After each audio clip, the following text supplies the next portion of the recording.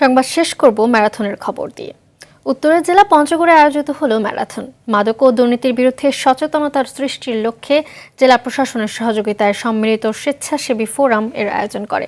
সকাল থেকেই পঞ্চগড় সরকারি অডিটোরিয়াম চত্বর তরুণদের পদচারণায় মুখরিত হয়ে ওঠে। ম্যারাথনের উদ্বোধন করেন জেলা প্রশাসক সাবেত আলী। সরকারি অডিটোরিয়াম থেকে শুরু করে ব্যারিস্টার বাজার পর্যন্ত প্রায় 2 কিলোমিটার ম্যারাথনে অংশ নেয় পঞ্চগড় সহ বিভিন্ন জেলার 3 শতাধিক তরুণ-তরুণী।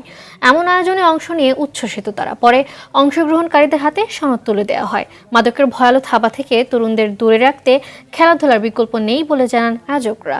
এ সময় মাদক ও দুর্নীতিকে ছাড় নয় বলে জানান জেলা প্রশাসক।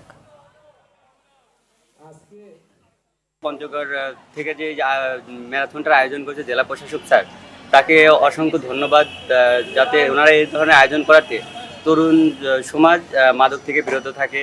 আমাদের মূল থিম হচ্ছে মাদক এবং দুর্নীতির বিরুদ্ধে সচেতনতা। মাদকের বিরুদ্ধে সকল অসামাজিক কর্মকাণ্ডের বিরুদ্ধে তারা আজকে জেগে উঠেছে। আমরা তাদেরকে উদ্বুদ্ধ করছি, আমরা তাদেরকে মোটিভেট করছি যে আমরা এই সমাজকে বিনির্মাণ করতে চাই।